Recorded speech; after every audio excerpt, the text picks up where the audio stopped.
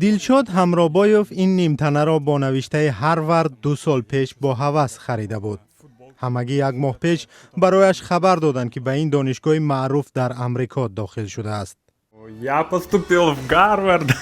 Dear Dilshad. من این خبر را به نزدیکی فهمیدم در همین ماه مارس. اول آنها به ما آنلاین طریق سایت دانشگاه فرستادند و یک چند روز پیش باشد به ما این مکتوبی رسمی را هم فرستادند. تحصیل در دانشگاه بانفوذ آرزوی دیرینه این جوانی تاجیک بود. خبری داخل شدن در بخش ماگیستراتورای دانشگاه او را بسیار شاد کرد. میگوید پشت این شادی ها تلاش و زحمت و بیدارخوابی های زیاد نهفته است. درس های او در دانشگاه هاروارد از ماه آگوست سر شده 1 سال ادامه خواهند کرد.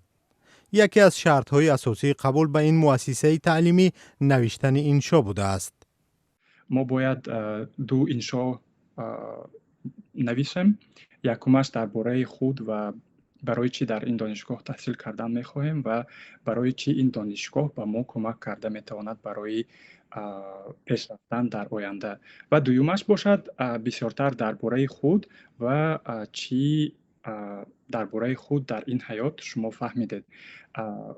اساس‌ترین فرق خیلی که گفتم این دانشگاه‌ها در این است که آنها می‌خواهند درباره شما آدم‌ها داوطلبان بسیارتر معلومات گیرند. حالا تنها چیزی که او را کمی نگران کرده است این است که پول تحصیل در این دانشگاه خیلی بیشتر از بودجه دلشاد و خانواده اش است. پوره تحصیل در این دانشگاه برای 1 سال $106,000 می باشد. دانشگاه باشد وابسته از وضع مالیوی آدم و اویلش گرانت ها پیشنهاد میکنند تا $25,000 و من باشد اینقدر گرانت گرفته توانستم و علاوگی از این و من دانشگاه $10,000 علاوگی پیشنهاد نمودند و همگی برای من $35,000 گرانت جدا کرده شد و باقی مانده $71,000 باقی مانده اش را من باید خودم پیشنهاد کنم. دلشاد با راه اندازی یک معرکه برای جمع آوری مبلغی باقی مانده از دوستداران علم و دانش یاری خواسته است. من کوشش میکنم که تا 15 اپریل حرکت کرده باقی مانده اش را جمع کنم. به نقل دلشاد مادرش در یک آشخانه محلی و پدرش در مهاجرت کار میکنند. والدان اگرچه خود امکانی گرفتن معلومات عالی را نداشتند او را همیشه به علم آموزی تشویق و کمک میکردند. این جوانی تاجیک مکتب میانه را در شهر گلستان ولایت سوخت و دانشگاه امریکایی آسیای مرکزی در قرقیزستان خوانده است. میگوید از سالهای مکتبخوانی برای تحصیل در دانشگاه هاروارد آمادگی میدید. همش از آن سر شد که سفارت امریکا در تاجیکستان در زادگاه دلشاد یک برنامه 2 ساله آموزش زبان انگلیسی و ملکه رهبری را تشکیل کرد و او هم به آن شامل گشت.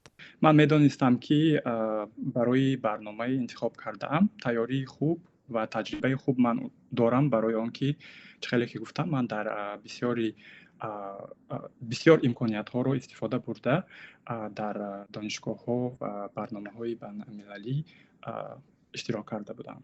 برای آنهایی که آرزوی تحصیل در دانشگاه‌های بانفوذ خارج مثل هاروارد را دارند، پیام دلشاد این است که با باوری به خود بسیار آموزند و تلاش کنند. برنامه را نقص از خود کنند. یعنی برنامه تعلیمی آموزگاران و امکانیت های دانشگاه را آنها باید نقص از خود کرده فهمند، چون که به دانشگاه آنها باید فهمانده توانند که برنامه برای آنها موافق است. امکانیت ها خیلی زیادند. با نقشه درست و کوشش های پیوسته حتی آرزوهای بزرگ هم عملی کرده می شود. دلشاد سال 2025 با دعوت یک سازمان به امریکا رفت. حالا در نیویورک در یک برنامه زبان آموزی تحصیل دارد.